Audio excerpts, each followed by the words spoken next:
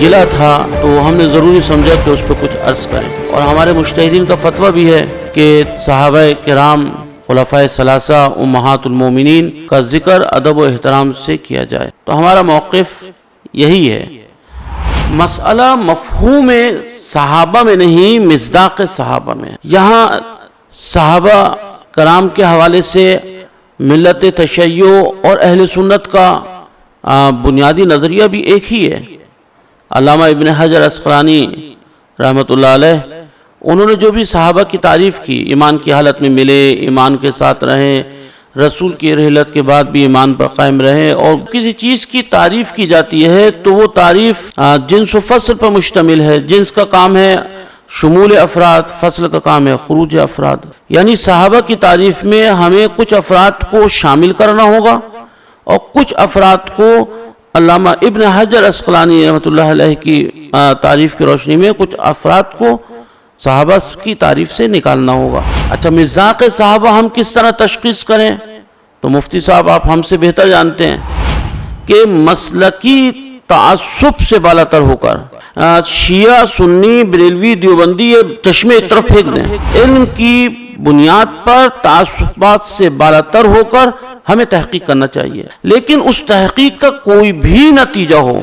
ہمارے پاس ملت اسلامیہ کے پاس دو ہی راستے ہیں۔ ایک راستہ یہ کہ ادلہ کو ہم ذکر کریں، جو آپ لفظ استعمال کرتے ہیں مشاجرات صحابہ، مشاجرات صحابہ پر ہم ادلہ کو ذکر کریں اور ادب و احترام کے ساتھ۔ ذکر نہ کرنے پر کوئی قطعی دلیل تو نہیں لا سکتا، ذکر کرنا جائز ہے لیکن ادب و احترام کے ساتھ۔ دوسرا راستہ ہے توقف کرنا، سکوت کرنا۔ جو برادران اہل سنت اس چیز کے قائل ہیں، تو صحابہ کرام کے بارے میں ہمیں پوری ملت تشیع موقف یہی ہے کہ ادب و احترام کے ساتھ ذکر کرنا چاہیے۔ اور اب رہا یہ کہ یہ اس طرح کیوں ذکر کرتے ہیں؟ کتابوں میں، تاریخ میں جو بھی لکھے ہوئے واقعات، ان واقعات کو جب یہ پڑھتے ہیں ان کے جذبات کچھ اس طرح ہو جاتے ہیں کہ اگر فرض کریں کہ کوئی بھی برادران اہل سنت کا عالم دین بھی اگر یہ پڑھے کہ بنا برفرض پڑھے کہ اور اس کو یقین کر لے کہ رسول کی بیٹی دروازے کو جلایا گیا یا مولا کائنات پر سب و شتم کیا گیا، تو اس کے جذبات میں تحرک آئے گا، کچھ نہ کچھ رد عمل آئے گا۔ لیکن رد عمل کا مطلب ہرگز یہ نہیں ہے کہ ادب و احترام کا راستہ چھوڑ دیا جائے، کیونکہ ادب و احترام یہی روش رسول پاک تھی، یہی روش اہل بیت تھی، یہی روش صحابہ کرام تھی۔ قبلہ ہم اپنے ذاکرین کی خدمات بھی عرض کرتے چلیں۔ ہمارے ذاکرین چاہے علماء ہو یا غیر علماء، انہی کی خدمات ہیں کہ ہمارے مسلک میں کوئی نبوت کا جھوٹا دعوے دار پیدا نہ ہو سکا اور نہ ہو سکتا ہے انشاءاللہ۔ ہمارے مسلک میں کوئی مقصر نہیں پیدا ہو سکا اور نہ ہو سکتا ہے کہ تو جان بوجھ کے اہل بیت علیہ السلام کے فضائل کو گھٹانے کی یا چھپانے کی کوشش کرے۔ آپ جیسے علماء اہل سنت میں کہ جو فضائل اہل بیت علیہ السلام کو بغیر کسی خوف کو بیان کرتے ہیں، ہمارا ان کو سلام ہے۔ کہ عقیدہ توحید کے حوالے سے کچھ نازیبا عجیب الفاظ کہے جاتے ہیں، تو دیکھیں بات یہ ہے کہ کسی بھی مسلک کی پہچان علماء کرام سے ہوتی ہے، ذاکرین سے نہیں ہوتی۔ ذاکرین میں علماء بھی ہوتے ہیں، غیر علماء بھی ہوتے ہیں، بس وہ ذاکرین جو عالم دین نہیں ہیں، فن خطابت ان کو آ گیا اور وہ ذکر کر رہے ہیں، تو ان سے ایسی غلطی متوقع ہے کیونکہ عالم دین نہیں ہے۔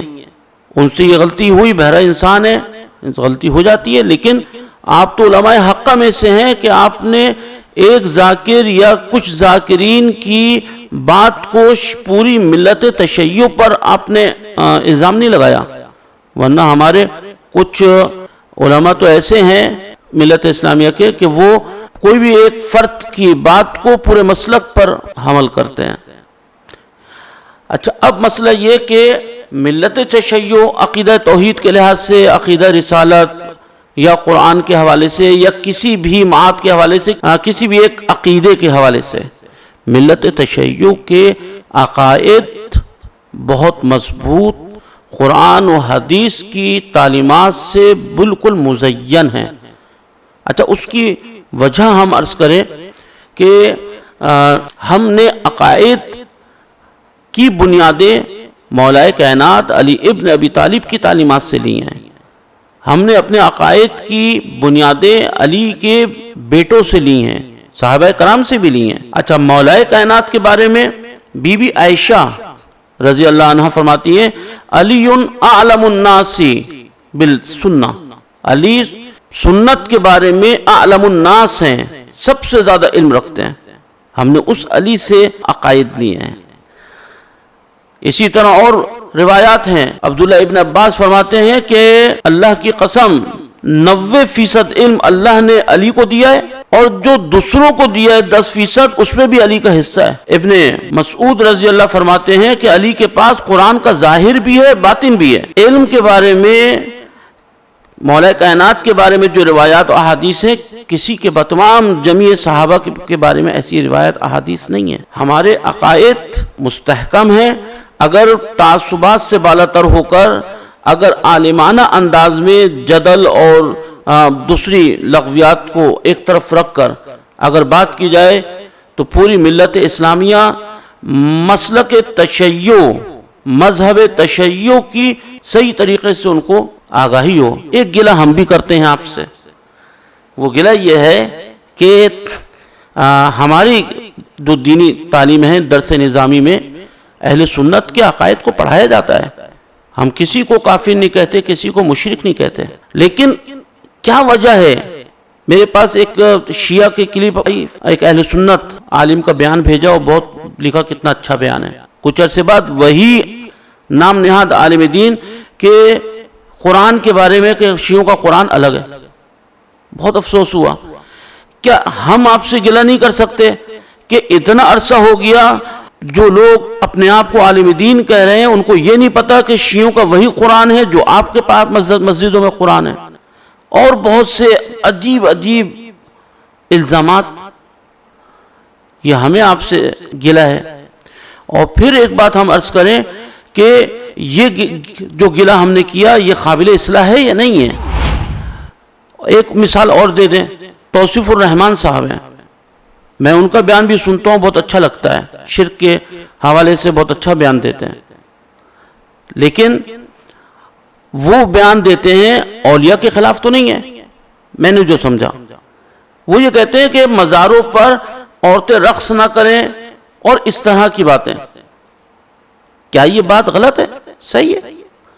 آپ کسی بریلوی سے پوچھیں گے وہ بھی کہے گا عالم دین صحیح بات ہے یہ کہ بھئی عورتوں کا بے پردہ وہاں رقص کرنا یا کچھ اس طرح۔ اولیاء کرام کو سب مانتے ہیں، رقص نہ ہو یہ بھی سب مانتے ہیں، کیا ہم سب مل کے اس کی اصلاح کر سکے؟ اچھا، حالانکہ قابل اصلاح ہے، لیکن علماء کے ہاتھ میں بہت سے معاملات نہیں ہیں۔ یا اسی طرح آپ دوسرے حوالے سے دیکھیں کہ ایک جگہ ہم موجود تھے، کوئی اہل حدیث کا عالم دین، اور اس میں جو ہے علمی گفتگو اپنی جگہ، اس کا احترام اپنی جگہ، لیکن وہ یہ کہتے ہوئے کہ رسول کہاں ہیں کہاں ہیں، ایک دو جگہ ادھر ادھر دیکھا، پھر کرسی کے نیچے جھانکنے لگے۔ اگر اس سے کہا جائے کہ تم یہاں رسول کی بہترامی کر رہے ہو، دانستہ کر رہے ہو، کہے گا نہیں، میں نے بہترامی کی نیت سے نہیں کیا۔ کیا یہ عمل قابل اصلاح ہے یا نہیں ہے؟ اور اب تو یزید کے بارے میں علیہ اللعنہ، اس کے بارے میں جو ہے وہ دفاع کرتے نظر آ رہے ہیں، جبکہ پہلے ایسا نہیں تھا۔ بس خدا ہم سب پہ رحم کرے قبلہ، اور ہم پوری ملت اسلامیہ کے علماء کو ملت اسلامیہ کے حوالے سے حساس ہو کر اور خلوص دل کے ساتھ بہرحال کام کرنے کی ضرورت ہے۔ اللہ اللہ اللہ لا الہ الا